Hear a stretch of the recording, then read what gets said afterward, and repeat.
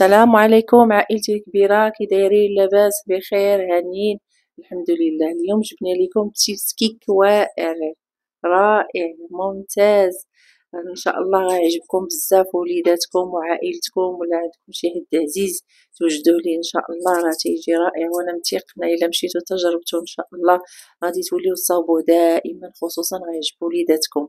كما قالت لكم السي فاطمه، راه التشيز كيك اللي جبنا لكم اليوم واحد التشيز كيك اللي رائع وما فيش مقادير بزاف وما فيش شي حاجه اللي غتصعبوا بزاف، وباسهل طريقه غتصايبوا احسن تشيز كيك. ويمكن لكم تبدلوا في النكهات. حنا تصايبنا لكم تشيز كيك ديال لوتيس كيجي رائع وماوي. الناس ديال العشاق ديال لوتيس راه جبنا لكم هاد التشيز كيك هذا، ما فيه لا تعقيدات لا جيلاتين لا الناس اللي عندهم حساسيه من البيض، ما فيه لا اصفر البيض لا والو. تشيز كيك رائع ان شاء الله تنتمنى تجربوه. دابا غندوزو للمقادير والطريقه ديالها. تابعوا معنا. بالنسبه للمقادير غنحتاجو 350 غرام ديال الجبن، اي جبن كاين. غنحتاجو كريمه ديال كريمه الخفق، غنحتاجو 435 غرام، غتقسموها على جوج. وغنحتاجو 163 غرام ديال الزبده، 75 غرام سكر كلاصي، 180 غرام ديال البسكويت ديال لوتيس. وهنا غنحتاجو الكريمه ديال لوتيس. دابا غندوزو للطريقه ديال التحضير. اول حاجه كنبداو بها هي الطبقه التحتانيه. اول حاجه بعدا غنحتاجو شي سيركل بحال هذا، شي مول ولا مول ديال الكيك هذوك اللي كيتسدوا بهذيك السداده، شي مول بحال هذا ولا هذوك ديال الكيك اللي دايرين. الا كان بحال هذا محلول راه كتغلفوه بالسلوفان. كان الاخر اللي كيكون مسدود عنده الغطايه من تحت وكيتحل عنده ديك الساقطه من هنا، راه ما كتغلفو ما والو. نحتاجو مول بحال هذا. واول حاجه في التحضير ديالنا كنشدو البسكوي كنطحنو البسكوي ديالنا كيكون مرمل، ما يكونش مطحون بزاف وما يكونش يعني. ما بغيتش نحضر معكم فاش كنت نطحن على قبل الصداع ديال الروبو. المهم نتوما راه كاع كتعرفوا غطحنوه يكون مرمل، والزبده تندوبوها. هذه هي الطريقه باش نخدموا طبقه تحتانيه ديال التشيز كيك ديالنا. غنديروا الزبده وغنحركو دائما، نحركو حتى يشرب لينا داك الصابون في البسكوي يشرب. نحركو مزيان. الزبده تحاولوا تذوبوها تذوب، ماشي تذوبوها حتى الطبق يخرج منها داك الماء، لا غير تذوب، ماشي تبقى تبقبق، حيت الا كانت تبقبق كتولي صافي، كتولي نوازي، كيمشي منها داك الماء تذوب صافي.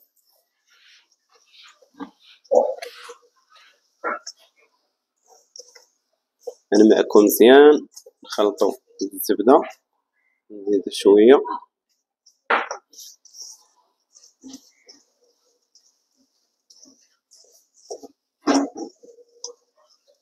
ونخلطو مزيان. تيتخلطو العناصر ديالنا تينسجمو. وديك الساعات غندوزو للمرحله التاليه.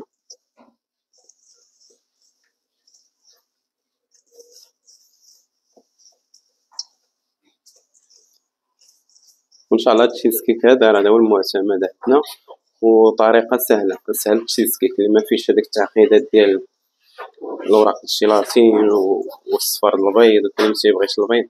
هذا اسهل تشيز كيك. وبالنسبه للبسكو والنكهات راه يمكن لكم تخدموا باي حاجه بغيتوها. يمكن لكم تخدموا بباط بيستاج، ديروا بيستاج من الفوق تزوق اللي بغيتو، اوريو كل واحد باش بغاه.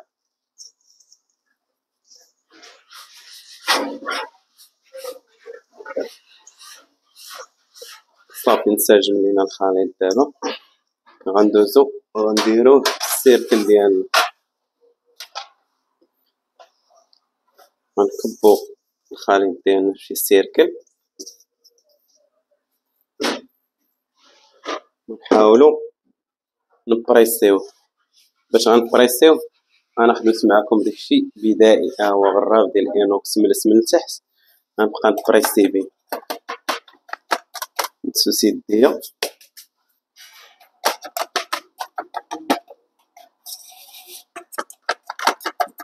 دائما نحاولو نقاد الطبق،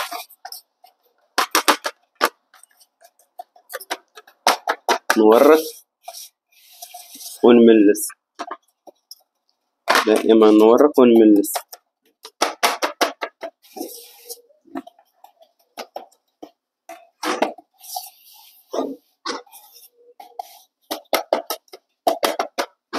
باش تجينا الطبقة ما قاصحة بحال الجينواز من تحت، شادة راسها.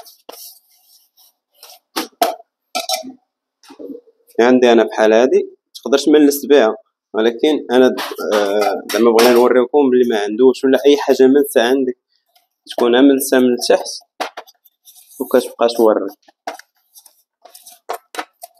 ولا الناس اللي عندهم هذاك الملاسات باش كيخدموا باش كيفينيو هذيك كيك ديزاين حتى هي راه كتملس مزيان. هادي انا دابا ملس معكم غير بالغراف ديال الاينوكس اللي كاين في اي دار. ان شاء الله هاد الوصفه اللي وريتكم راه يمكن لكم نتوما تغيروا في اللوغو اللي بغيتو اوريو، بغيتو بيستاج، بغيتو اللي بغيتو.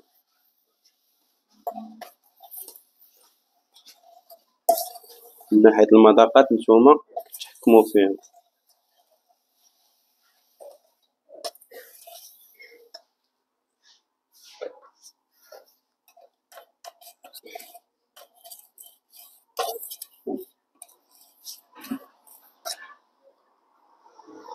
بعد ما الطبقه دابا بريسيناها وقديناها، دابا غنديروها في الفريغو تقريبا واحد نص ساعه باش تجمد هذيك الزبده وتقسح على ما نوجدو الطبقه اللي نحشوها ديال الكريمه. دابا غنحضر معكم الكريمه ديال التشيز. اول حاجه غنبداو بها غناخدو واحد الاناء وطراب كهربائي، وغنديرو نص ديال الكريمه، غنطلعوه. هاد النص ديال الكريمه كيطلع نص طلعه، المهم ما يفوتش 75% في الطلعه، ما يطلعش بزاف، ماشي يطلع حتى يولي بحال الجبل، يولي شويه خفيف، يكون شويه خفيف.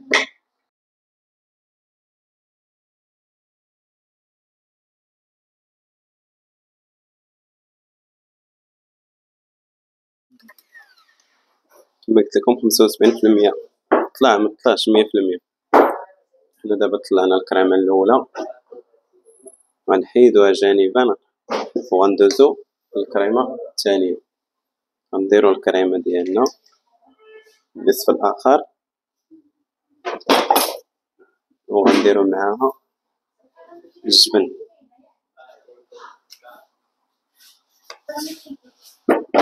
هادي عكس الاخرى، هادي غنطلعوها مزيان.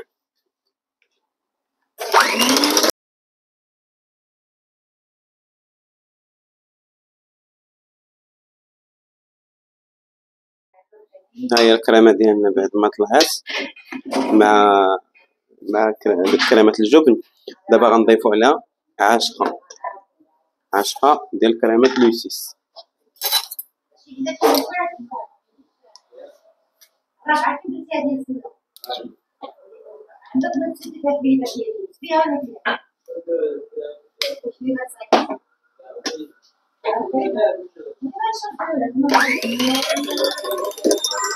وغنطربو ثاني بعد ما ضفنا كريمه لوسيس.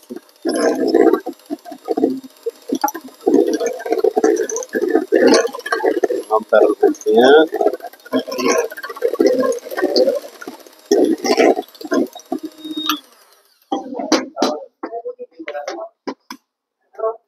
بعد ما تخلطوا لينا العناصر. دابا غنحيدو هاد الطراب الكهربائي، غنستغناو عليه دابا في هاد المرحله. غنحتاجو دابا شي ملاسة ولا شي عاشقة بحال هكا، وغنبداو نضيفو في هاد المرحلة بشوية، نبداو نضيفو شوية ونخلط، نضيفو شوية ونخلط.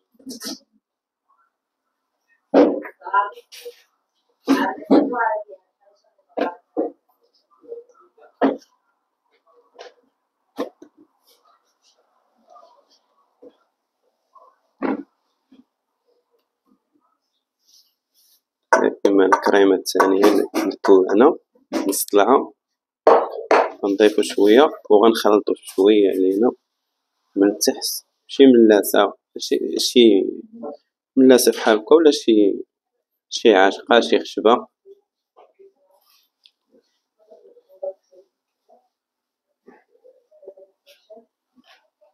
هاهي الكريمة ديال التشيز ديالنا قريبة توجد.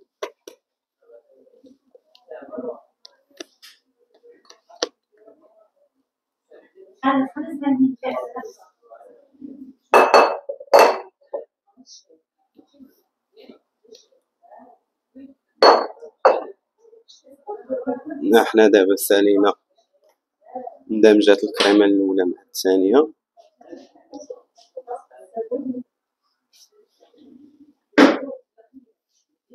دائما كما قلت لكم الطبقة الأولى ديال البسكوت كتكون محطوطة في الفريغو، كتوجدوها قبل كتحطوها في الفريغو أقل حاجة نص ساعة بحال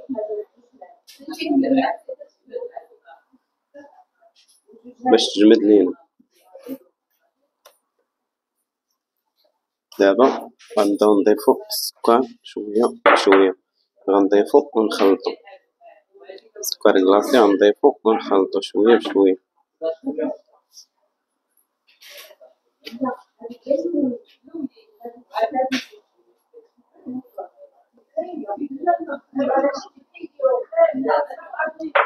دائما السكر كلاصي شوية بشوية. كنتمنى ان شاء الله هاد الوصفة تجربوها، راه ناجحة 100%، وهاد الوصفة مفيهاش ديك التعقيدات بزاف، الجيلاتين وصفة البيض هذه أسهل وصفة ديال التشيز كيك، وتنكهوها بأي نكهة بغيتو إن شاء الله.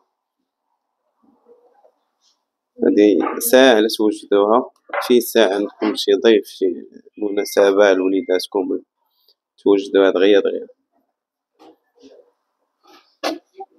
حنا كملنا دابا ندمج لينا السكر والكريمات ديالنا،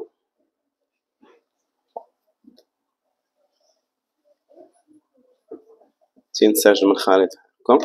هاهي لاباري ديالنا وجدات. دابا غندوزو نجبدو المول من الفريغو ونفرغوها فيه ان شاء الله. احنا دابا جبدنا المول ديالنا من الفريغو بعد ما جمد لينا. دابا غنفرغو الكريمه ديال التشيز. انا غندير هاد الديكوراسيون، غندير النص بالنسبه اللي بغى يفرغها كامله وما يديرش، لا خليت شويه البسكوي غنديرو الوسط. بالنسبه اللي مبغاش يدير البسكوي الوسط راه ماشي مشكل، يكب ديريكت الكريمه.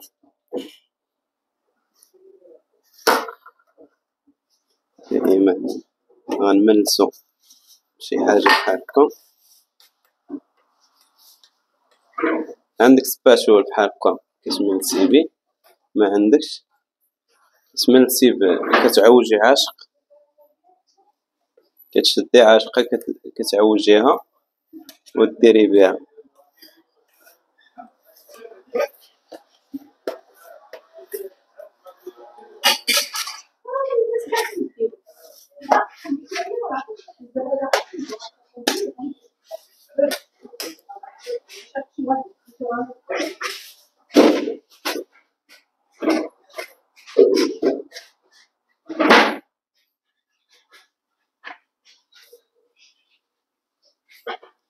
غنديرو البسكوي اللي بقى لينا من الوسط.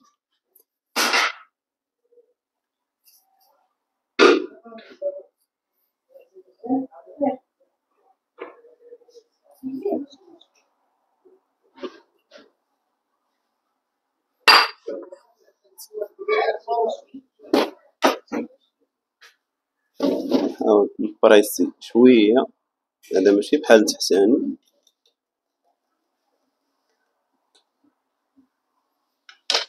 وغنضيف فوق منه البقية ديال الكريم.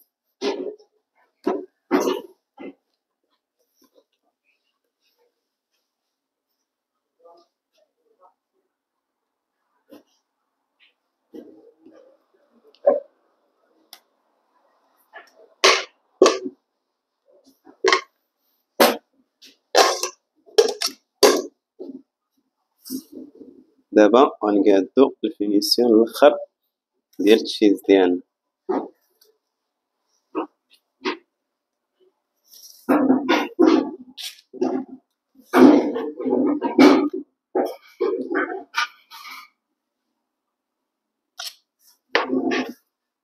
حاولوا الجوانب نعمروهم باش يجينا مقاد.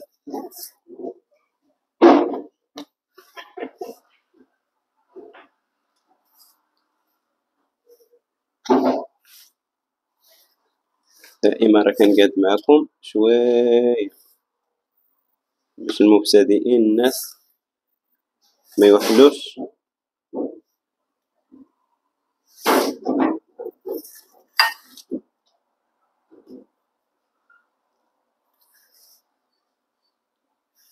وحاولوا المول يكون بحال هاد القياس هذا. المول ديال كيفاش يكون عندكم في الديور، هذاك الداير اللي فيه هذيك السداده، ماشي الكبير كاع، الموين ديالو، باش دائما يخلي لكم الطبقه الفوقانيه، يخلي لكم واحد شويه. هاد الشويه الفوقاني هو فين غنديرو ان شاء الله الكلاصاج ديالو. باش غنكلاصيو الكلاصاج ديالو، غنكلاصيو بالكريمه ديال لوسيس، غندوبوها ان شاء الله وغنديروها من الفوق. دابا غيدار في الفريغو. حاولوا منين غنقادو بحال هكا، نحاولوا نرضخوه بحال هكا باش يهبط لينا الجوانب اللي ما وصلهمش الخليط يوصلهم. اسمحوا لينا على الخبيط. دابا كندير معكم هادشي غير باش تعرفوا.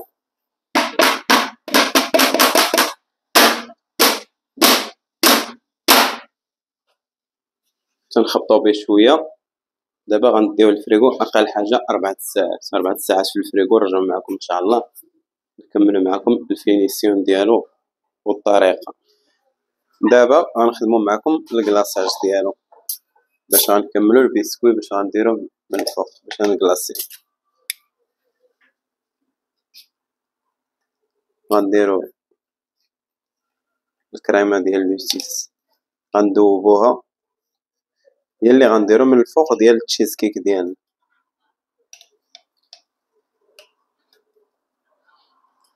راه خدمت معكم بيديا بلا ليكاس، حيت خلينا حتى العشيه، ما خدمتوش مازال، ما خليتوش 4 السوايع، خليتو حتى العشيه تقريبا.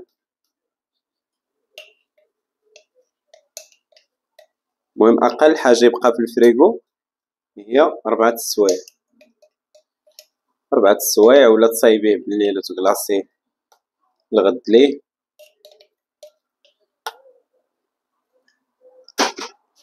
دابا غندوبو هاد الكريمه ديال لوتيس ان شاء الله وغنرجعو معكم. ها هو التشيز كيك دابا ديالنا جبدناه من الفريغو، ولوتيس ديالنا دوبناه بالكريمه. نحيدو ليه دابا السلوفان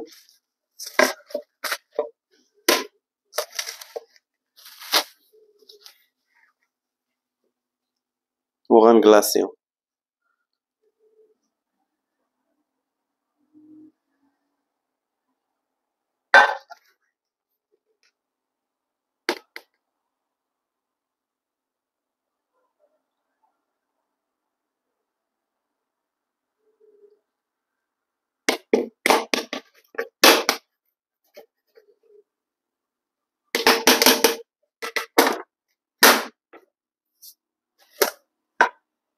ها هو كلاصينا. دابا غندخلوه واحد ربع ساعة ثلث ساعة للفريغو تتشد الكريمة راسها، الكلاصاج ديالنا تيشد راسو. ها هو الشكل كيفاش كيجي في الفينيسيون ديالو، كيجي مستوي. فاش كدوبو ما تسخنوش بزاف، هي كيدوب ليكم هاد الكريم، غير كدوب ليكم شويه صافي. دابا غنديروه في الفريغو يجمد شويه، وغندوزو تشوف النتيجه النهائيه ان شاء الله. ها هو التشيز كيك ديالنا خرجناه من الفريغو. دابا غنحاولو غنحيدو ليه هاد السيركل هذا. دابا غنحاولو نسخنو،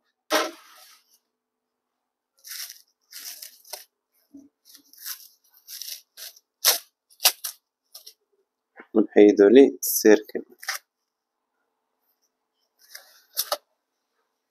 حيد هاد السلوفان هذا.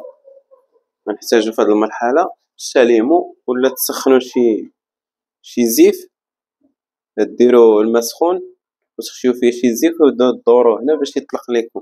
حنا عندنا الشاليمو، غنستعملو الشاليمو.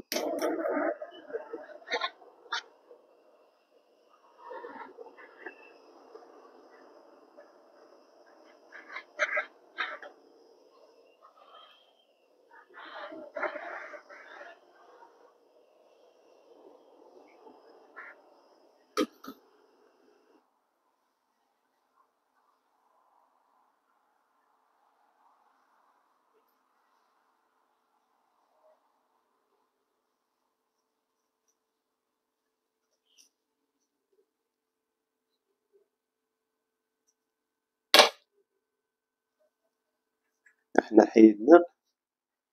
حيدنا ليه المول ديالو. كيفاش تيجي رائع. مازال راه ما خليناش هذا فاش درنا ليه هاد الكلاصاج ديالو، ما خليناش بزاف في الفريغو باش يزيد يشد راسو، غير زربنا عليه مع ضيق الوقت، زربنا عليه دغيا. دابا غندوزو للتقطيعه ديالو. دائما غنحتاجو الشاليمو، ولا ديروا الموس اللي ما عندهمش هاد الشاليمو هذا. اللي ما عندهمش الشاليمو غيديروا الموس باش يقطعوا، يديروه في شي اناء فيه الماء سخون، وديروا شي زيت باش تمسحوا. ديما غتقطعوا وتمسحوا بشي زيت وغدوزو في الزيت، والماء يكون سخون. شي غراف غارق غديروا فيه الموس بحال هكا، تخشيو فيه الموس. اللي ما عندهمش الشاليمو تهز من الغراف وتقطع.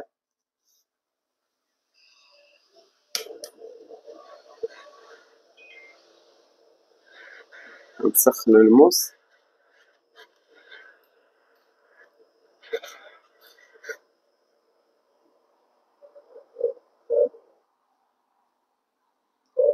وغنقطعو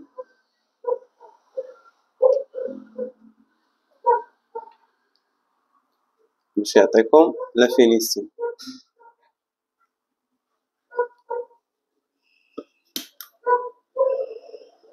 دائما غتسخنوا الموس، اي تقطيعه كتقطعوها كتسخنوا الموس. كما قلت لكم، الناس اللي ما عندهمش الشاليمو غيديروا موس في الماء سخون.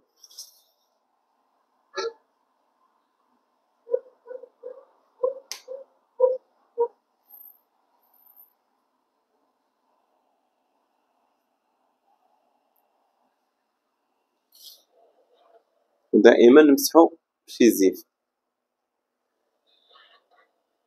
باش دوك الزوائد اللي كيلصقوا في الموس ما يخرجوش لكم في الفينيسيون ديال التشيز كيك ديالكم.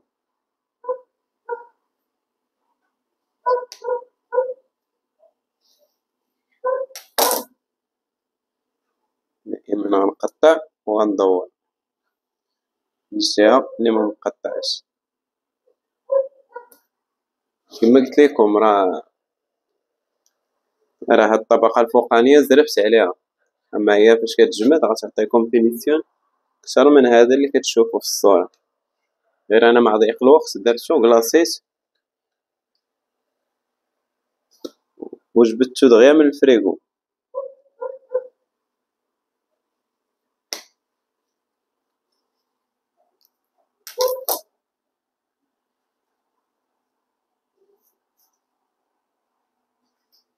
ها هو التشيز كيك ديالنا. دابا غنزوقو بالبسكوي اللي بقى لينا ديال لوتيس.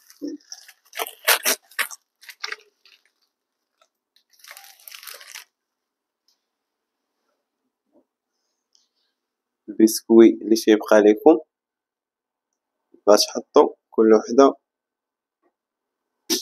كل طريف عليه وحدة ديال البسكوي.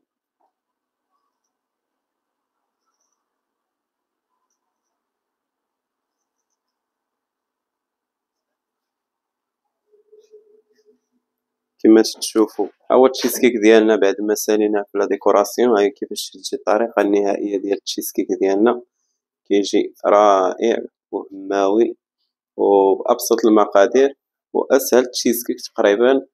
وبالنسبة للمذاقات راه يمكن لكم تبدلوا بالمذاقات اللي بغيتو، الأوريو اللي بغيتو، راه كيجي رائع وهماوي. نتمنى تعجبكم الوصفة ديال اليوم، ونتمنى دعموا القناة بلي لايك ديالكم وبالتعليق ديالكم باش ان شاء الله نزيدو نخدمو معكم بزاف ديال الوصفات. راه كيجي رائع هاد الوصفة، بعدا كنتمنى تجربوها وتقولوا لي كيفاش خرجتوا بنتيجة زوينة، واش عجبتكم الوصفة، واش راه ناجحة 100%. اللي شاري القوام راه ان شاء الله راه ما غيضيعش، ومبغيناش نكثروا عليكم من القوام. ان شاء الله ديما تنديرو لكم الحاجة البسيطة اللي غيخدمها اي واحد في دارو ان شاء الله. كنتمنى تعجبكم الوصفة وتجربوها ان شاء الله، وان شاء الله دعموا القناة، والناس اللي ما تابوناوش يتابوناو، يفعلوا الجرس باش ديما ان شاء الله يوصلوا من الجديد. راه ان شاء الله ديما كاين الجديد. وتبارك الله عليكم، هنا وصلنا للنهاية ديال الفيديو. ان شاء الله نتلاقاو في فيديو جديد ان شاء الله. تبارك الله عليكم.